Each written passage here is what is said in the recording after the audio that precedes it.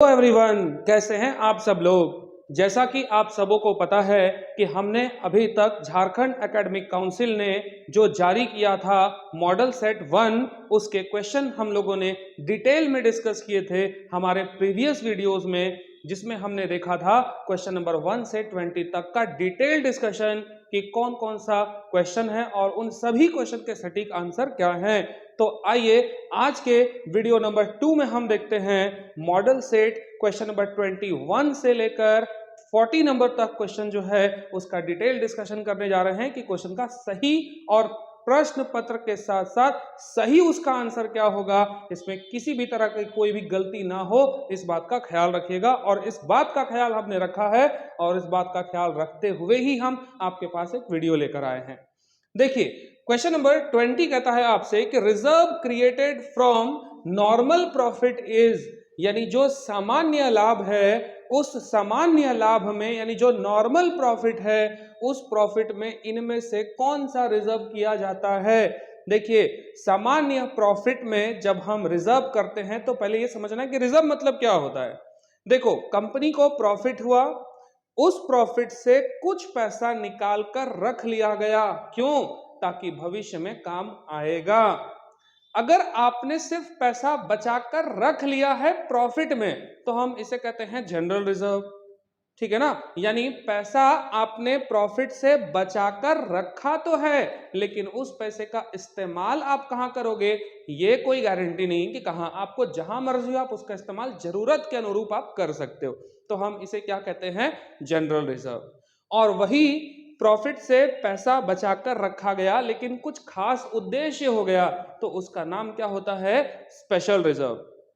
जैसे आपने देखा होगा आपके माँ पिताजी कुछ भी मंथली इनकम अर्न करते होंगे, उस मंथली इनकम में कुछ ना कुछ पैसा वो बचा के रखते होंगे। क्यों भाई?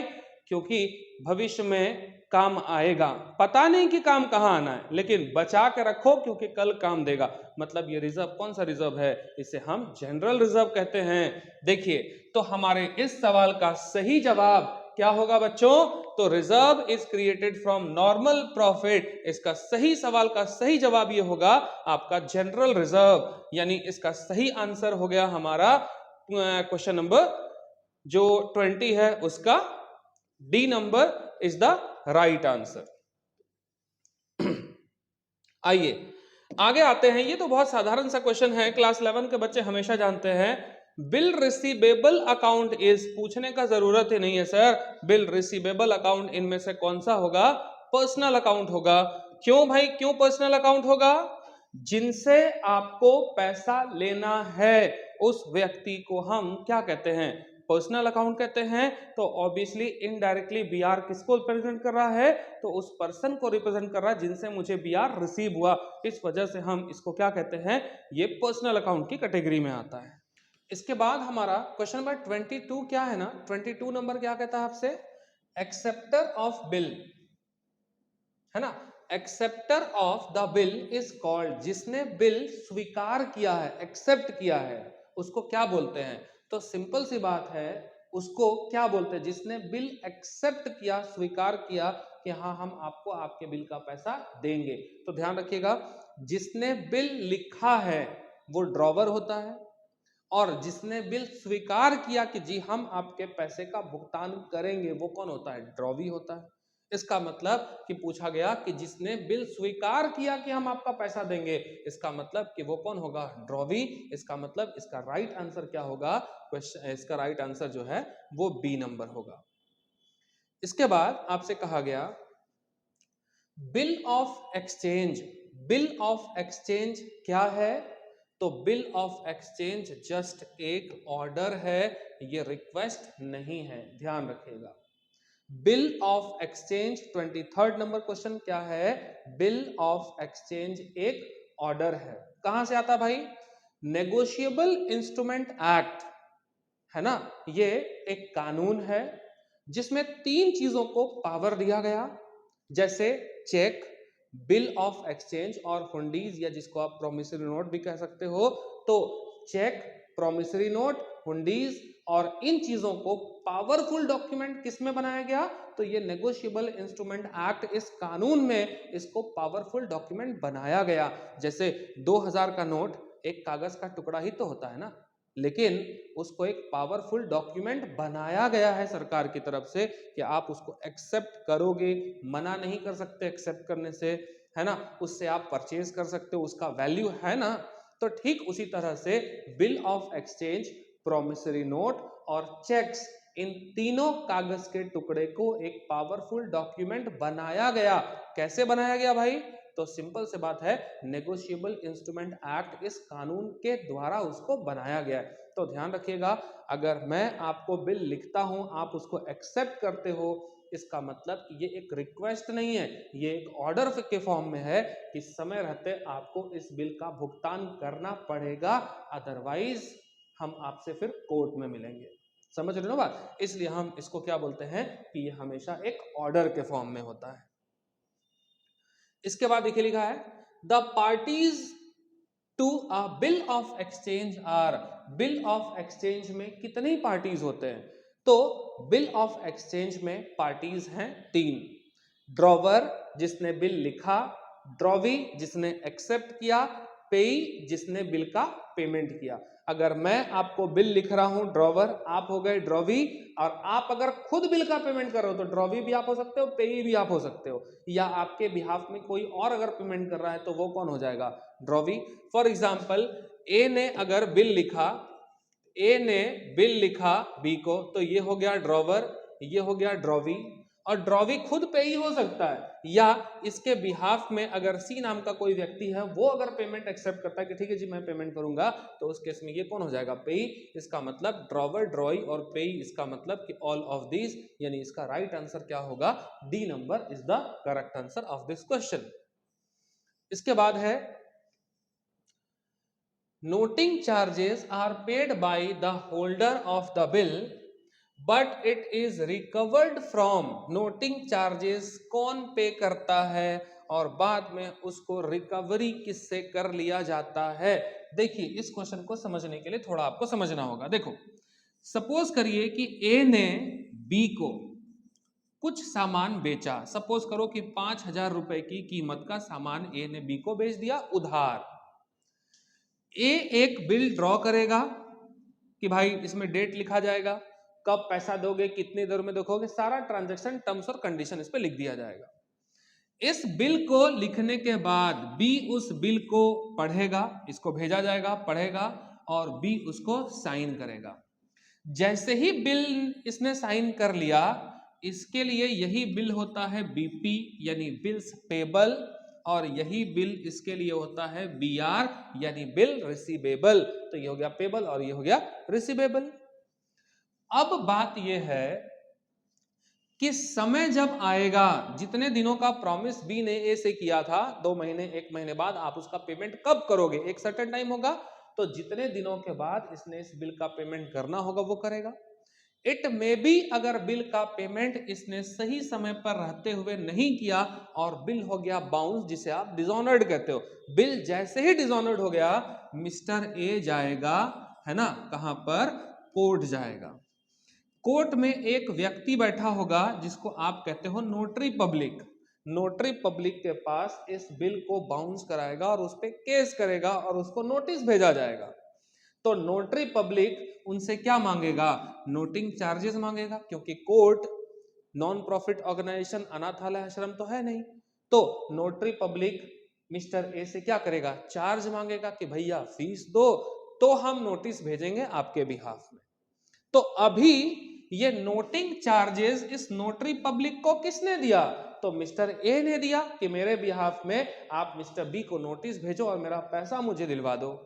लेकिन ध्यान रखिएगा, मिस्टर ए ने अभी ये नोटिंग चार्जेस नोटरी पब्लिक को दिया है, लेकिन इन केस इन भविष्य में ये पैसा वसूल लिया जाएगा किससे?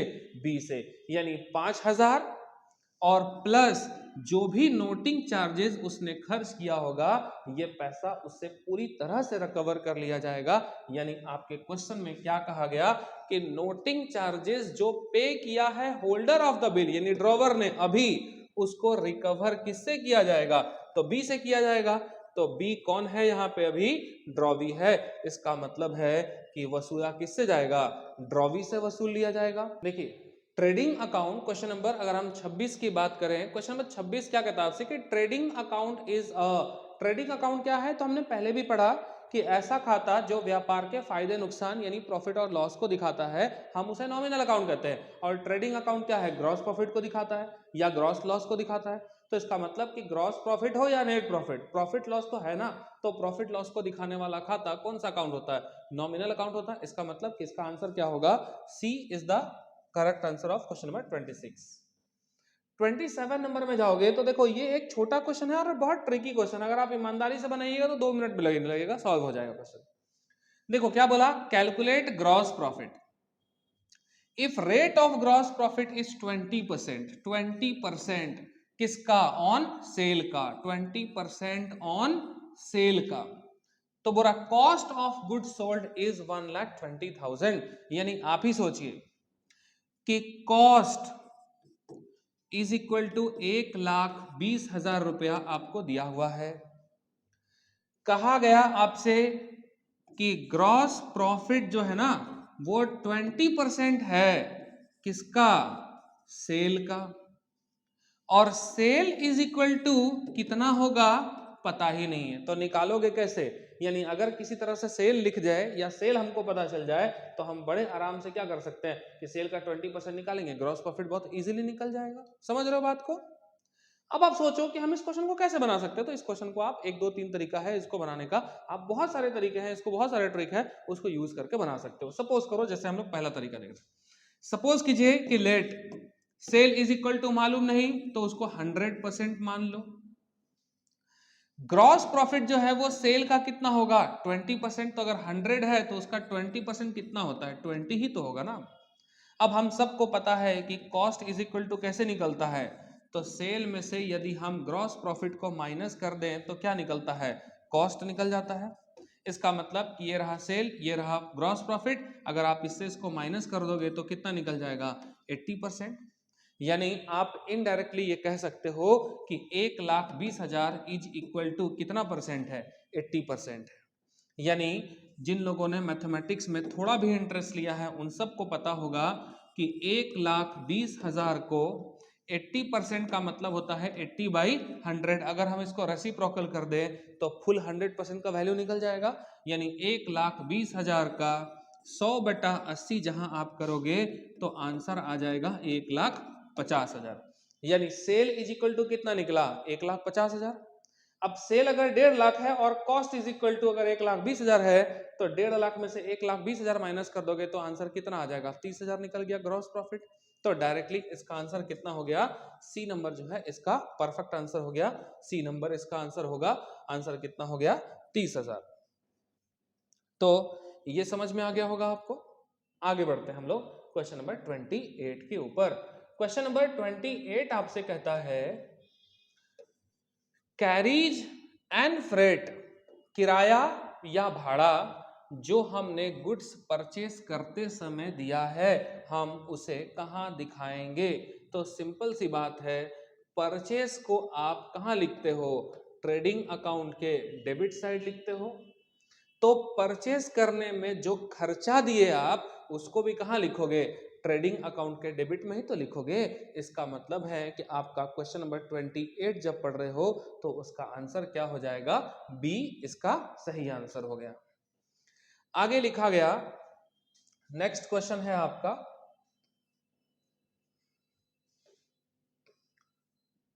The purpose of financial statement, purpose of financial statement और final account is to be ascertained. Financial statement हम क्यों तैयार करते हैं, देखिए ध्यान रखिएगा, फाइनेंशियल स्टेटमेंट में आपका ट्रेडिंग अकाउंट आता है जिससे आपको ग्रॉस प्रॉफिट या नहीं तो ग्रॉस लॉस पता चलता है। पीएल अकाउंट आता है इसके अंदर जिससे आपको नेट प्रॉफिट या नहीं तो बिजनेस का नेट लॉस पता चलता है। और इसी फाइनेंशियल स्टेटमेंट के अंदर आपको क्या मिलता है, बैलेंस शीट भी आता है। और बैलेंस शीट में आप बिजनेस का फाइनेंशियल पोजीशन पता करते हो कि हमारी आर्थिक स्थिति कैसी है, पूंजी कितना बचा, लेना किन से है और कितना, देना किन को है और कितना देना है, वो उसकी आर्थिक स्थिति को दिखाता है।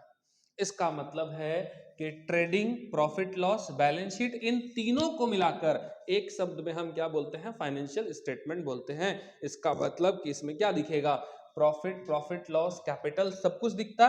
तो क्या क्या लिखा, प्रॉफिट भी, लॉस भी और फाइनेंशियल पोजीशन भी।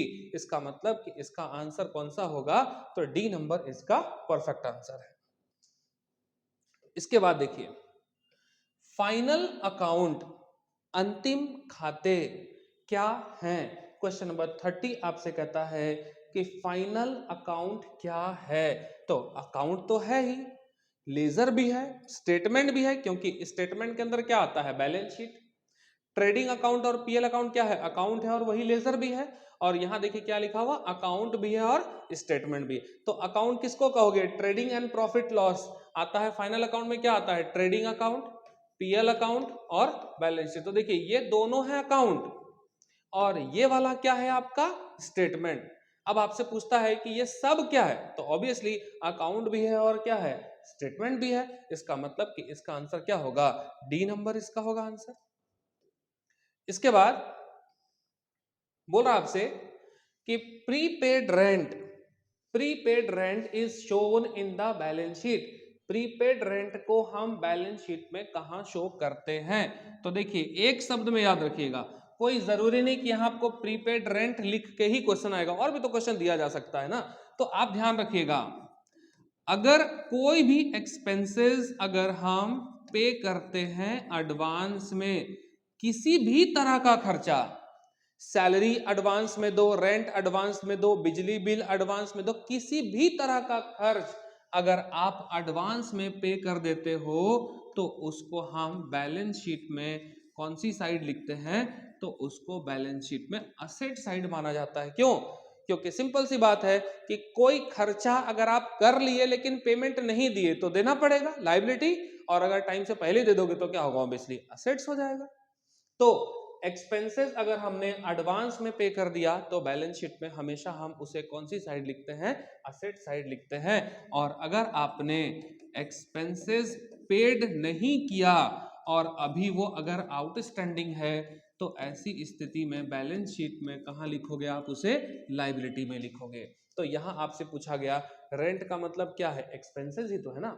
और एक्सपेंसेस का पेमेंट कैसे हो गया, प्रीपेड हो गया चाहे एडवांस हो गया। तो कोई भी एक्सपेंसेस एडवांस में पे करोगे तो उसे बैलेंस शीट में हम क्या बोलते हैं, तो बैलेंस शीट में वो क्या होता है, असेट। और वो असेट कौन सा होता है, करंट असेट्स होता है। क्योंकि हम एडवांस 10 वर्षों का एडवांस कभी नहीं देते, 2 3 4 6 महीने का ही एडवांस दिया था, इसलिए हम उसको करंट असेट्स की कैटेगरी में रखते हैं।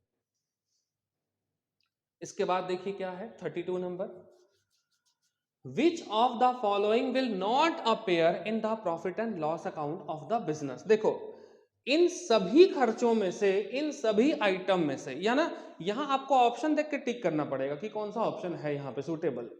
इनमें से कौन सा आइटम है जो प्रॉफिट एंड लॉस अकाउंट में डेबिट या क्रेडिट, क्योंकि मेंशन नहीं किया है, डेबिट या क्रेडिट इनमें से किसी भी साइड में हम शो नहीं करते। तो इसका आंसर क्या होगा, ड्रॉइंग्स। क्यों, क्योंकि drawings trading and profit loss account में नहीं जाता, इसको हम बैलेंस शीट में लिखते हैं। कैपिटल में से हम ड्रॉइंग्स के पैसे को हम क्या कर लेते हैं, माइनस कर लेते हैं। इसका मतलब है ड्रॉइंग्स को कहां लिखा जाता है, तो ड्रॉइंग्स को बैलेंस शीट में कैपिटल में से क्या किया जाता है, माइनस किया जाता है। इसका मतलब कि इसको हम कहीं भी किसी भी कीमत पर, है ना, trading and profit loss account में तो लिखते ही नहीं है, इसको तो बैलेंस शीट में माइनस किया जाता है। तो इसको बैलेंस शीट में माइनस करोगे, इसलिए इसका आंसर क्या होगा, ड्रॉइंग्स। यही वो अकाउंट है जो हम प्रॉफिट एंड लॉस में नहीं लिखते, कहां लिखते हैं, बैलेंस शीट में लिखते हैं। इसके बाद क्वेश्चन है, outstanding wages in shown in the trial balance, it is shown in. यदि आउटस्टैंडिंग वेजेस ट्रायल बैलेंस के अंदर लिखा है, देखो बच्चों ध्यान रखिएगा, ट्रायल बैलेंस के अंदर, ये ट्रायल बैलेंस है, इसके अंदर अगर कोई भी लेजर है, कोई भी आइटम है, तो हम उसका एडजस्टमेंट सिर्फ एक जगह करते हैं। और अगर ट्रायल बैलेंस के बाहर अगर यहां लिखा हुआ है एडजस्टमेंट, और यहाँ पे आपको 1 2 3 इस तरह करके कुछ आइटम लिखा है, इसको बोलते हैं एडजस्टमेंट। ट्रायल बैलेंस के अंदर अगर लिखा हुआ है कोई भी आइटम तो उसका ट्रीटमेंट हम सिर्फ एक जगह करते हैं, और ट्रायल बैलेंस के बाहर अगर लिखा है तो उसका ट्रीटमेंट हम दो जगह करते हैं, या तो ट्रेडिंग पीएल में और बैलेंस शीट में, कहीं पे भी एक जगह दो जगह होना ही होना है।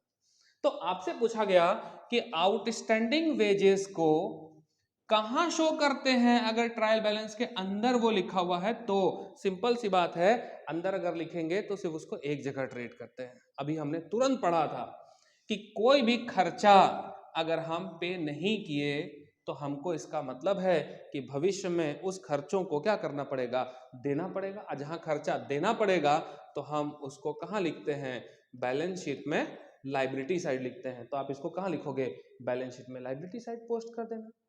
समझ में आ रहा बात? इसका मतलब है कि 33 का आंसर अगर आप चेक करेंगे तो आंसर कौन सा होगा, सी नंबर इसका करेक्ट आंसर जो है वो हो जाएगा।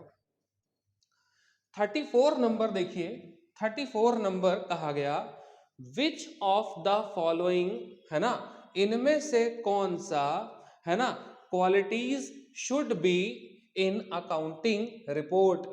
जब हम अकाउंटिंग रिपोर्ट तैयार करेंगे, मतलब journal, ledger, trial balance, trading profit loss, balance sheet जब आप तैयार करोगे और ये डॉक्यूमेंट आप अगर किन्हीं को दे रहे हो, सपोज कीजिए कि ये जर्नल, लेजर, ट्रायल बैलेंस है, अगर हम ये रिपोर्ट किन्हीं को दे रहे हैं तो वो इस रिपोर्ट में क्या ढूंढेंगे, कैसा रिपोर्ट उनको चाहिए, है ना। तो कहता है वो रिलेवेंस होना चाहिए, है ना, यानी उपयुक्तता होनी चाहिए, शुद्धता होनी चाहिए, मतलब उसमें कहीं गलती ना हो, और कहीं ना कहीं वो कंप्लीटेंस होना चाहिए, पूर्ण होना चाहिए, आधा अधूरा नहीं होना चाहिए, और आपसे लिखा गया सब होने चाहिए। बिल्कुल भाई, कोई भी डॉक्यूमेंट जब रिसीव कर रहे हो, अगर मान लीजिए उसमें शुद्धता नहीं है, एरर है, अगर मुझे ये डॉक्यूमेंट मिला और इसमें गलती है तो मैं इस पे कैसे भरोसा करूं, है ना, समझ रहे हो, पूर्ण नहीं है, इनकम्प्लीट है, तो फिर मैं कैसे डिसीजन ले पाऊंगा। तो कहीं ना कहीं इसमें क्या होना चाहिए, पूरा उपयुक्त, शुद्ध और पूर्ण होना चाहिए, यानी इसका आंसर जो है वो ऑल ऑफ दीज होगा। इसके बाद 35 नंबर लिखा है टैली। टैली क्या है, तो टैली एक अकाउंटिंग सॉफ्टवेयर है। टैली की जगह एक बहुत बड़ा नाम बिजी आता है। बिजी भी क्या होता है, अकाउंटिंग सॉफ्टवेयर होता है। तो टैली लिखे या बिजी, आपको हमेशा ध्यान रखना है ये अकाउंटिंग सॉफ्टवेयर है। अकाउंटिंग सॉफ्टवेयर क्या होता है, जैसे अगर आपको कंप्यूटर आपने ओपन कर लिया, अब आपको लेटर लिखना है तो एमएस ऑफिस आप शुरू करोगे, एमएस ऑफिस में एमएस वर्ड के थ्रू लेटर लिखोगे। रिजल्ट वगैरह बनाना है, डेटा लिखना है, प्लस माइनस करना है, तो इस तरह में आप क्या करते हो, एक्सेल का यूज करते हो। जैसे आपके पास अगर एंड्रॉयड मोबाइल फोन है तो मोबाइल फोन में क्या करते हो, एप्लीकेशन यूज करते हो कि नहीं करते हो, डिफरेंट डिफरेंट काम के लिए अलग अलग एप्लीकेशन यूज करते हो। ठीक उसी तरह से कि टैली क्या है, तो जैसे हम रजिस्टर में जर्नल लेजर बनाते हैं, तो उस जर्नल लेजर को रजिस्टर में ना बनाकर अगर हम उसको कंप्यूटर के थ्रू लिखना चाहते हैं तो कंप्यूटर में एक सॉफ्टवेयर इंस्टॉल करना पड़ता है जिसको हम अकाउंटिंग सॉफ्टवेयर कहते हैं। अकाउंटिंग सॉफ्टवेयर में टैली, बिजी, फोकस, ये कुछ बड़े नाम हैं जिसके थ्रू हम क्या कर सकते हैं, अकाउंटिंग कर सकते हैं। अपना हिसाब किताब जो हम रजिस्टर में रखते हैं वो हम वहां रिकॉर्ड कर सकते हैं। तो अब टैली क्या हो गया, एक अकाउंटिंग सॉफ्टवेयर हो गया। इसके बाद क्वेश्चन नंबर 36 है आपसे, कहता है आपसे which of the following is the purpose of accounting information system. किसी भी अकाउंटिंग सिस्टम का बोल रहा है निम्नलिखित में से लेखांकन सूचना प्रणाली का इनमें से कौन कौन सा उद्देश्य हो सकता है। तो इनमें से कौन कौन सा उद्देश्य हो सकता है भाई, पहला बोला विज्ञापन, कर्मचारियों की भर्ती करना यानी रिक्रूटमेंट कह सकते हो आप, स्टॉक कंट्रोल कर सकते हो, या बाजार का रिसर्च, मार्केट रिसर्च आप जिसको कह सकते हो। देखिए, accounting information system advertisement, recruitment और मार्केटिंग के लिए नहीं होता। ये क्यों होता है, स्टॉक कंट्रोल के लिए होता है, यानी जो हमारे पास गोडाउन में स्टॉक है हम उसको कंट्रोल कर सके।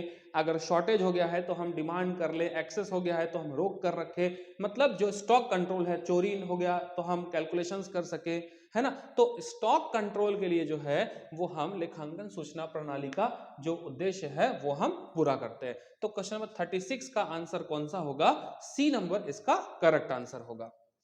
अब देखिए यहां से ना आपका पूरा फाइनेंशियल अकाउंटिंग जो है वो खत्म हो चुका है, और क्वेश्चन नंबर 37 से जब आप आएंगे तो आपके किताब में कंप्यूटर अकाउंटिंग का चैप्टर है, और ये जो अब आप देख रहे हो ये कंप्यूटर अकाउंटिंग के क्वेश्चंस में से सारे क्वेश्चंस आपको दिए गए हैं। कंप्यूटर अकाउंटिंग में देखो 37 नंबर कहता है क्वेश्चन कि लिमिटेशन ऑफ कंप्यूटराइज अकाउंटिंग। देखिए वायरस, स्पीड तो है ही प्रॉब्लम्स, ये प्रॉब्लम है, लेकिन अकाउंटिंग करने के लिए हमारे पास प्रॉब्लम, इसका लिमिटेशन क्या है? तो कंप्यूटराइज अकाउंटिंग जो है वो मैनुअल अकाउंटिंग की अपेक्षा थोड़ा ज्यादा एक्सपेंसिव है। क्यों भाई एक्सपेंसिव है?